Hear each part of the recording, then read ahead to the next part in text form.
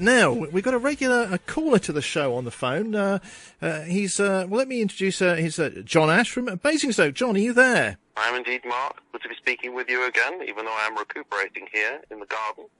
But I think I'm getting better slowly. I have my grandson singing Johnny Cash songs to help me along the way.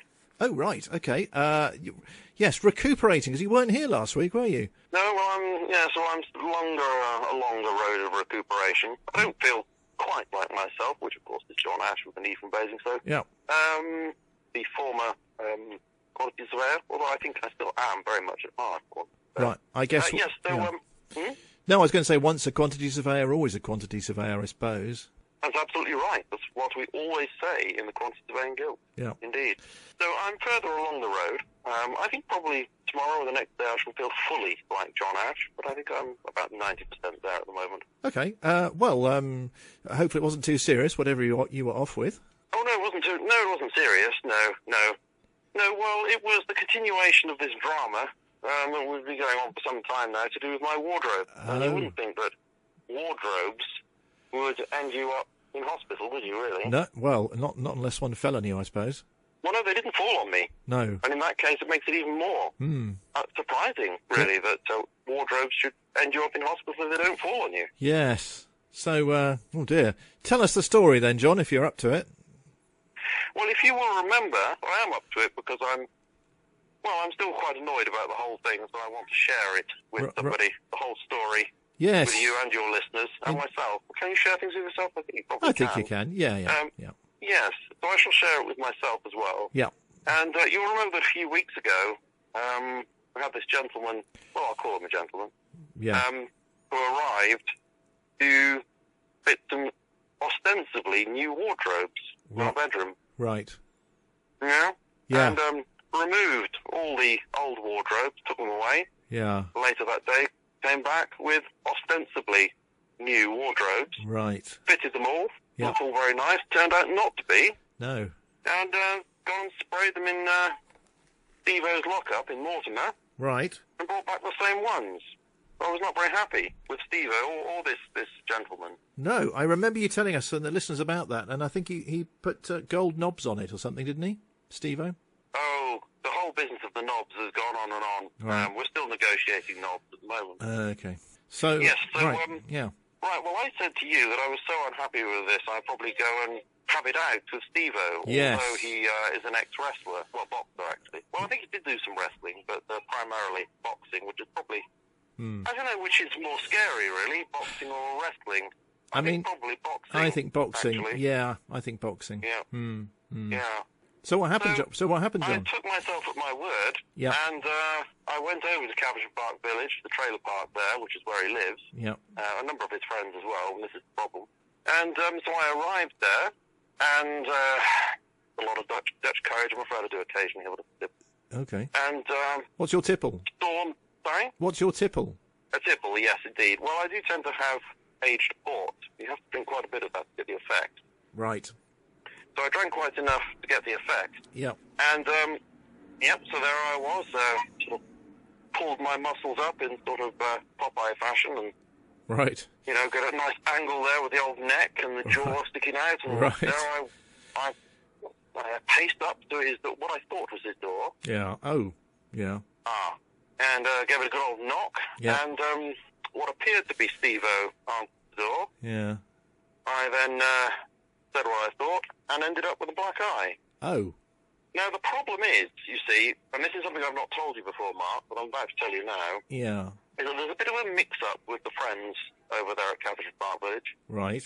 Because Stevo lives right next door to his best friend, and his best friend has a static caravan that looks identical to Stevo's. Right. And he, in fact, himself looks identical to Stevo. Right. And I have a difficulty with left and right. And when you put all those factors together, it can lead to a black eye because of mistaken identity. Okay. So what's his name then? Revo. Weevo? Revo, yeah. His name is actually Colin Reeves. Okay. But, I sort of said it now. Yeah. His name is Colin Reeves. Okay. I won't say exactly where he lives. No, well, you have. And his name is Revo. Right. And, of course, Stevo is Colin Stevens. Oh. Don't want to say that as well, haven't I? Yes, never mind. Okay, well, let's hope nobody's listening to that. Okay, so you knocked off. You knocked at Revo's door, thinking it was Stevo, and I guess he. Well, I mean, did he punch you straight away? Did he open the door and punch you? Then is that what happened? Oh, no. I thought it was Stevo, of course. Yeah. And I started to complain vociferously. And I did use some expletives, which of course I won't share with you or myself. No, please don't. And well, he does have a bit of a temper. In fact, he has more of a temper than Stevo. And having also been a boxer, you see, it became natural to him. Huh. I think he might have done a little bit more wrestling than boxing. Okay. But still, pretty handy with those hands. Hands. Yes, those are the tools of the trade, aren't they? Yes. Fists. He was schooled in, that old-fashioned type of boxing. Where you don't have blood. Oh, Queensberry rules and all that. All that, and so that meant that his natural inclination was to give me a punch in the eye. I see. Oh dear. Did it? Not very pleasant. No. However, it was very pleasant once I realised that I'd made my mistake. You see. Okay. I realised I'd made my mistake because he said, "I'm not Stevo. I'm Revo." Yeah. And then I said, "I'm terribly sorry," and he was as nice as pie at that point. Okay. Made me a cup of tea and a biscuit. Oh, and right. Of course, it's very difficult then, isn't it, to hit back or really to be cross with somebody, even though they've hit you in the head. So we had quite a pleasant hour or so, a cup of tea, talking about pastimes, things like that. But then I then did say that I'd have to go and have it out with Stevo after all. Yeah. And he was quite happy that I would do that, because he had a few bones to pick with Stevo as well. Okay. So we both went next door, knocked on the door, and Stevo answered, and this time it was Stevo, of course. Yep. And Revo then said, Stevo, John's got a bone to pick with you. I'll pick some other bones in a minute. Right. And so I repeated the speech. They slightly stilted the second time because, of course, I'd already said it. Well, yes, it came of out course. naturally. Yeah. And I think it probably is the consequence of that stilted delivery that annoyed Stevo probably more than it had Revo. Okay. Because I only really got halfway through what I was going to say. Yeah. And I think Stevo thought, well, this is rehearsed and this is, deliberate, malice aforethought. So gave the other eye a whack as well. So I ended up with 2 black eyes that day and had to go to hospital. Oh, you had to go to... Well, crumbs. Could you... Yeah. Could you see it all out of your black eyes? Presumably not, then. Oh, I could see. Oh, right. I could see. Yeah. But they were significantly bloodshot, and I think there was a concern all around that they might have done... Well, they might have done some damage to me. Yes. Do you regret this action, John? Not in the slightest, no, because I think that it's important to pursue justice, and if one ends up being a martyr for the cause, so be it. Right. Well, you certainly sound like you were a martyr to the cause, John.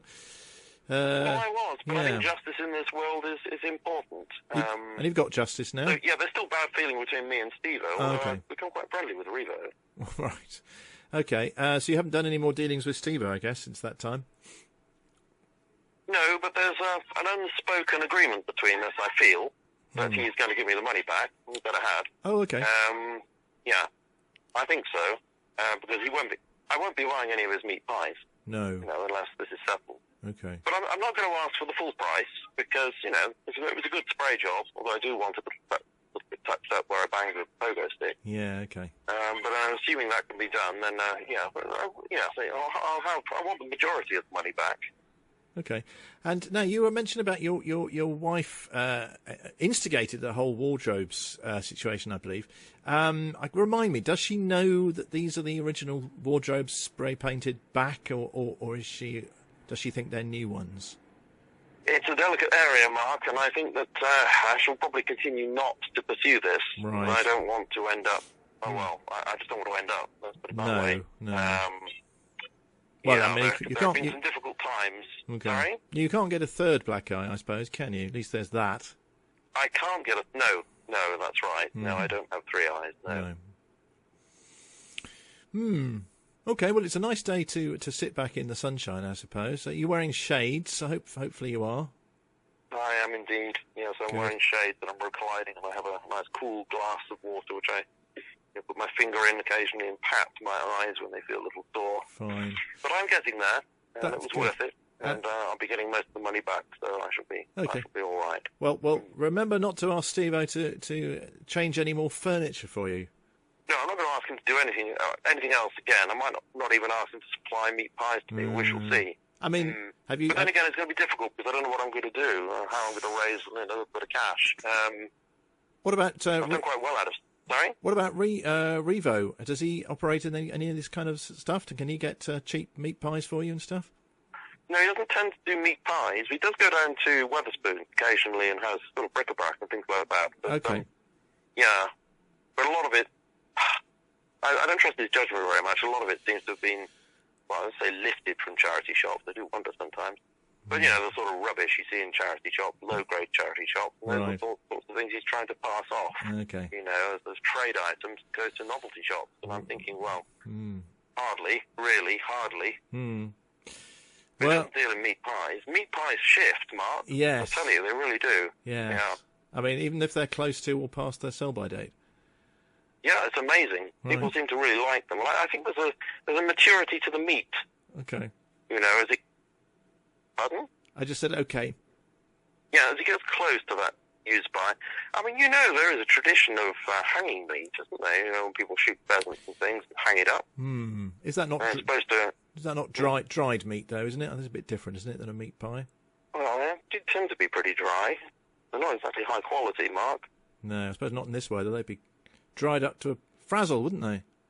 Yeah, they would. Actually, it's not a good time to shift meat pies in this weather. I think I've been using fans and things in the past, haven't I? Yeah. So, So I'm happy to have a break from it. Yes. For the moment. No, it sounds like, okay, you basically, to summarise, John, for our listeners, you've got... a sort of newish set of wardrobes, at least repainted.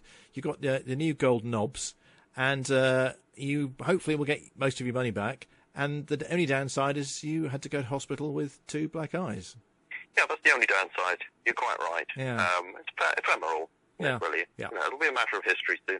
The knobs thing is going on a little. All right. Well, I suppose I don't mind that much, but I know that my wife does rather like... what's it called? That sort of gunmetal look. Bronze? No, that sort of black nickel. That black nickel look? Okay. She prefers black nickel knobs. She does.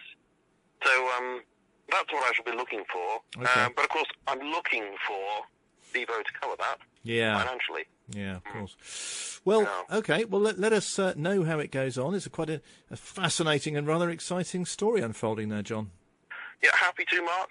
Yes, I'm happy to share this with, a bit of a weight off my shoulders to share this information with so many people. And yourself. To this show. And yourself, yes. And indeed, myself, yes. Sort of reflexive help, reflective psychological treatment, yeah. Well, we do offer a service here at Valley Park Radio, John. Wonderful. It's a wonderful show, Mark. Thank you. It's a wonderful experience being ushered onto the programme regularly. Fantastic. Yes. Well, look, John, have you got a song for us to stick on the virtual turntable for you? Yes, I would like to have a wonderful performance, please, by Stanley Baxter. Yep. Of 2 Lovely Black Eyes, a song that goes back, probably about 100 years, I should think. Right. Okay. Are you thinking of Stanley Holloway, by any chance? Not at this moment, no, although he was very good, wasn't he, in Passport to Pimlico? He was, and I think the only version we've got here is actually is Stanley Holloway, 2 Lovely Black Eyes. Is that all right? I don't remember him singing in the film. No, this is... although he did sing in My Fair Lady, but I don't think that song was in it. No, okay. All right, I think confusion here. I think 2 Lovely Black Eyes, the only version we've got is actually sung by Stanley Holloway, not Baxter. How's that? Oh, any Stanley will do. Okay. Stanley Unwin, if you can find it. Stanley Johnson? Oh, only if his son can sing as well. Fair enough. All right, then. I'll see if I can arrange that. But in the meantime, John... Oh, by the way, do you have a shout-out for this lovely song? Yes, Molly, please, today. Okay. I know she's very fond of songs that are about 100 years old, which is no reflection, of course, upon her age. No. She was my girlfriend at one point. Well, yeah. Sort of. Well, barely, but, Okay, not, then. I wouldn't go so far as to say not. Okay. I'd almost go so far as to say not, but not quite that far. Right, okay. All right, John. Well, we'll get that on now in a second. Two Lovely Black Eyes by, our version is by Stanley Holloway. And thank you very much for calling in, John. You're absolutely welcome. I'm absolutely delighted. And all is tickety-boo by Mark. Cheerio, John. Thank you very much. Bye-bye. Darren's Valley's radio station.